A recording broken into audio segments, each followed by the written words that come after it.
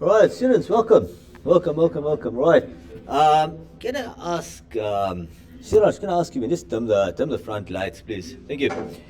So, guys, let's jump into the Unit 3-4 scored assessment 2. Right. Now, if we have a look here, uh, guys, so this particular scored assessment, thank you, Wasi, thank you, sir. Right, I need your full attention. It's made up of 3 units. Right, so I've mapped the 3 units. It is provide ICT advice to clients, maintain and repair ICT equipment and software, and then the last one is provide basic system administration. Now, I'm sure a lot of you are asking yourselves, or I'm sure you got a question, why, Mr. Suleiman, we're doing so many units, we're combining 3 units into one. And there's a simple answer for that. If I have a look at a lot of the commercial scored assessments for IT, and a lot of the other schools that are doing it, they do map it like this. The reason is these units are overlapping, right? A lot of the content here is overlapping. So if you think about your maintain and repair ICT equipment and software and provide basic system administration, it's if you have a look, a lot of it is it's not very different. It's not like doing 2 completely different units. Like, for example, doing like Python programming and digital media marketing, that kind of thing. So these are very overlapping. So instead of doing it individually, we can have components of each of these within the activities or within the tasks. Right. Cool. Now let's jump into this. So as you can see here, there's going to be 3 tasks. With any portfolio task, it's going to be made up of 3 assessment tasks. 20 marks for the first assessment task, 20 marks for assessment tasks 2, and then a further 30 marks for assessment task 3. Now we're going to go through each of these, and I've got presentations for each of these, and this is just a simplified version for you on what to do. Right, so it's a simplified version for you as a student, what to do, what's required of you. But I've got presentations for each particular assessment task. I've got rubrics for each of these. I've got additional resources for each of these tasks. All right, so what you're seeing here is a simplified worksheet and just what you need to do. But accompanying this, there's an entire folder of like resources, PowerPoint presentations, rubrics,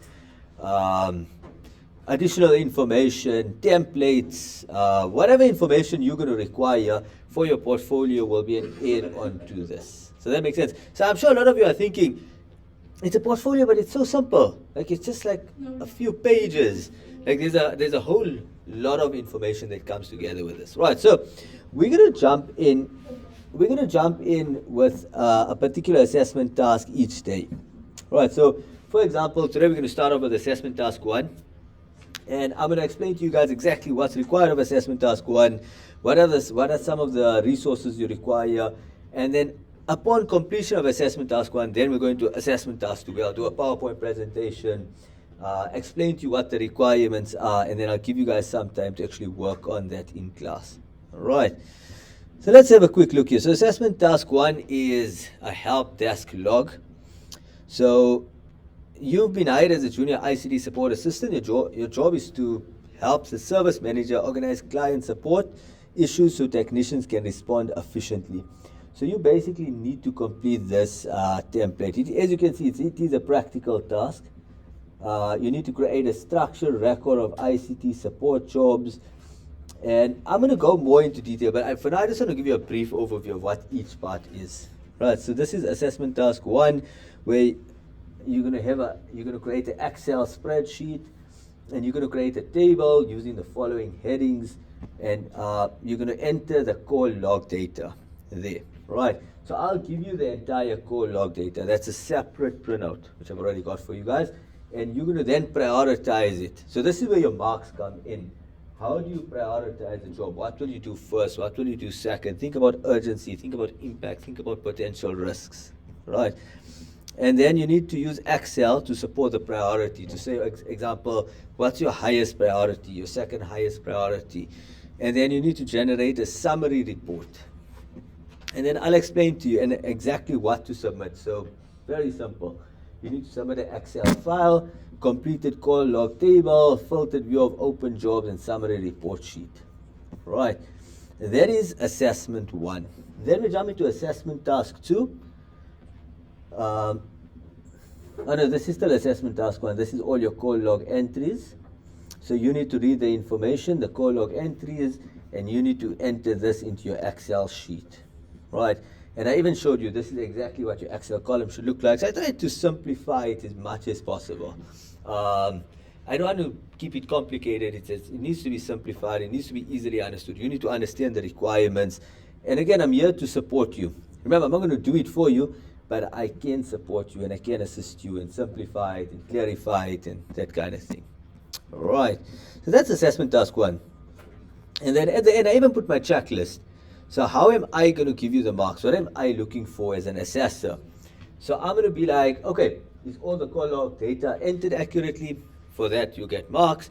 Priorities assigned. So have you issued high priority, medium priority, low priority?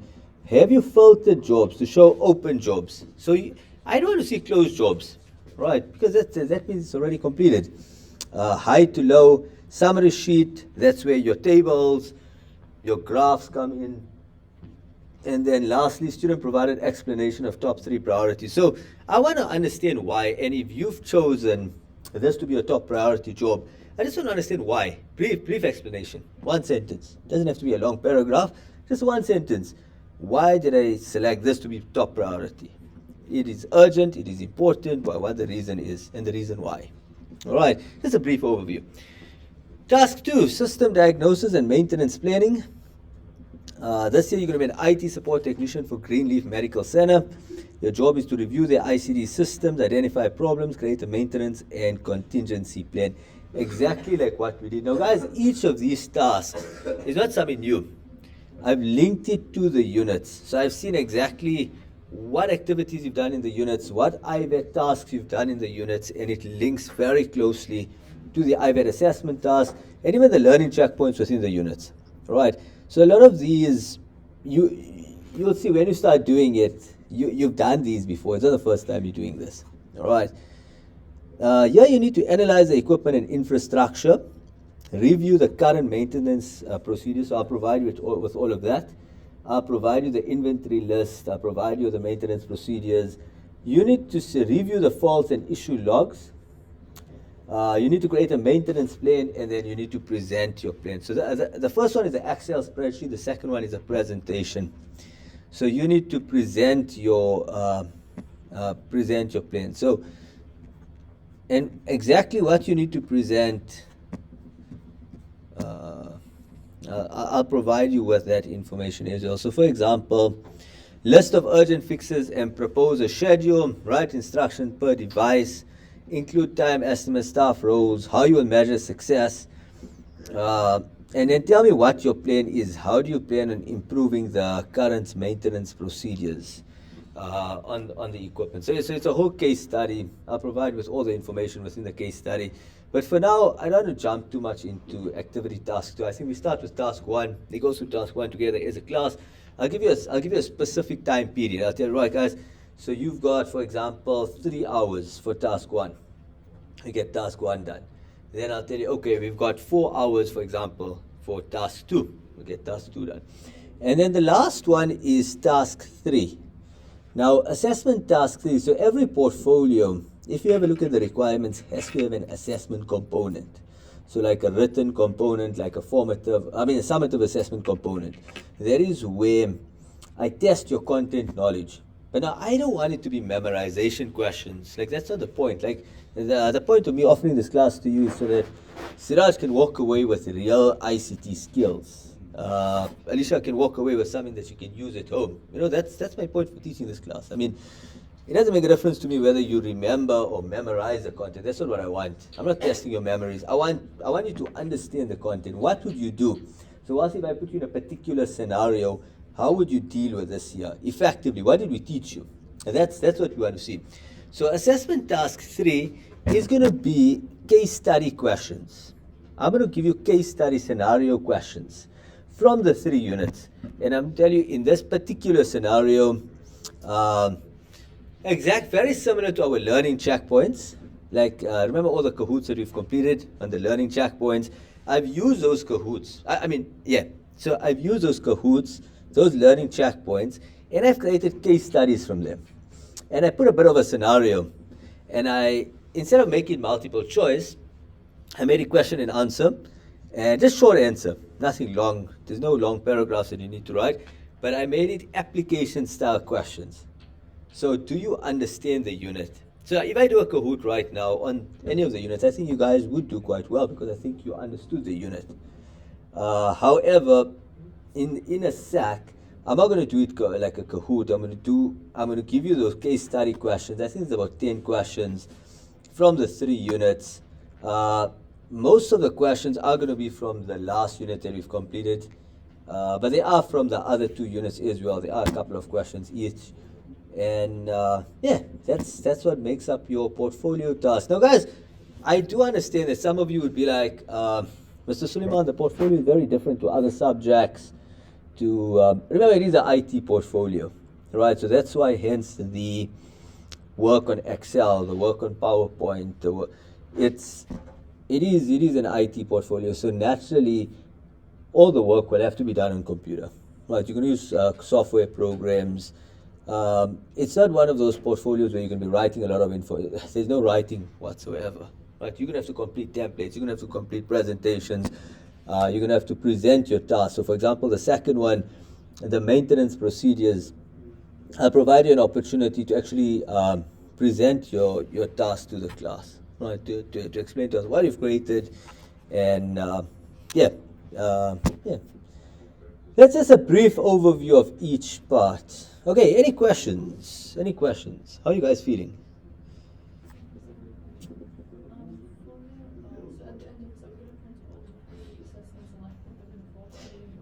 Yes, so there's 2 things. So you are going to have your digital copy, which is your Excel spreadsheet, your PowerPoint presentation, and then your written assessment.